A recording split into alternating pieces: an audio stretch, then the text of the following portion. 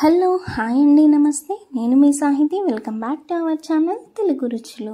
నేను ఈరోజు మీకు టెంపుల్ స్టైల్ దద్దోజనం, గుడిలో మనకు పెట్టే ప్రసాదం దద్దోజనం ఏ విధంగా తయారు చేసుకోవాలో తయారు చేసుకునే విధానాన్ని మీతో షేర్ చేసుకోబోతున్నాను.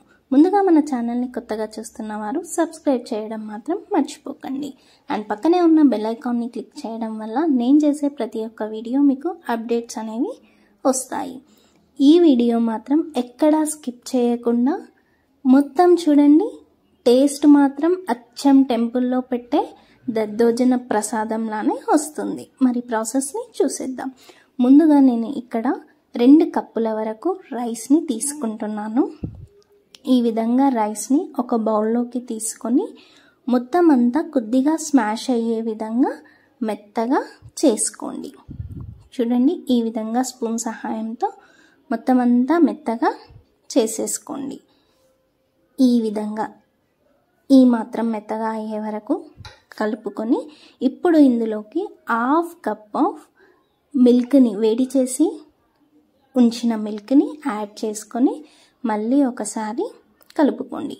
ఇప్పుడు ఇందులోకి రైస్కి తగ్గట్టుగా పెరుగుని తీసుకుంటున్నాను. నేనైతే ఇక్కడ సుమారుగా 4 స్పూన్లు పెద్ద స్పూన్స్ పెరుగునైతే వేసేసుకున్నాను. ఇప్పుడు ఇందులోకి 1 టేబుల్ స్పూన్ ఆఫ్ సాల్ట్ని కూడా యాడ్ చేసి మళ్ళీ కొద్దిగా పెరుగుని వేసేసి చేతితో మొత్తం అంతా బాగా కలిగే వరకు మిక్స్ చేసుకోండి.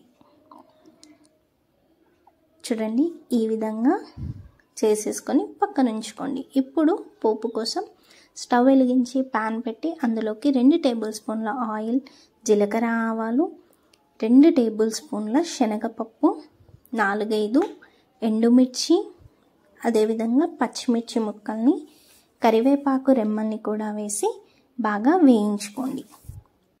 ఈ విధంగా వేయించిన తర్వాత 4-5 మిరియాలని కూడా యాడ్ చేసి మళ్ళీ ఒక 2 నిమిషాలు ఉంచండి. ఇప్పుడు ఈ పోపుని మనం ముందుగా మిక్స్ చేసి పెట్టుకున్న పెరుగన్నంలోకి యాడ్ చేసుకొని మిక్స్ చేసుకోవడమే. కావాలంటే ఇందులోకి కొద్దిగా ఇంగువని కూడా యాడ్ చేసుకోవచ్చండి. నేను మాత్రం ఇక్కడ ఇంగువని యాడ్ చేయట్లేదు. ఇంతే అండి, ఎంతో సింపుల్గా ఈజీగా ఇంట్లోనే చేసుకునే టెంపుల్ స్టైల్ దద్దోజనం రెడీ. మరి ఇంకెందుకండి ఆలస్యం, మీరు కూడా తయారు చేసుకొని మీకు ఎలా కుదిరిందో కమెంట్ సెక్షన్లో కమెంట్ చేసి మీ యొక్క అభిప్రాయాన్ని నాతో షేర్ చేసుకోండి. మీకు కనుక ఈ వీడియో నచ్చినట్టయితే లైక్ చేయండి, మీ ఫ్రెండ్స్ అండ్ ఫ్యామిలీకి కూడా షేర్ చేయండి అండ్ సబ్స్క్రైబ్ చేయడం మాత్రం మర్చిపోకండి. మీకైతే ఈ వీడియో యూస్ఫుల్ అవుతుందని అనుకుంటున్నాను. Thank you for watching. Please like, share and subscribe our channel. Bye bye friends.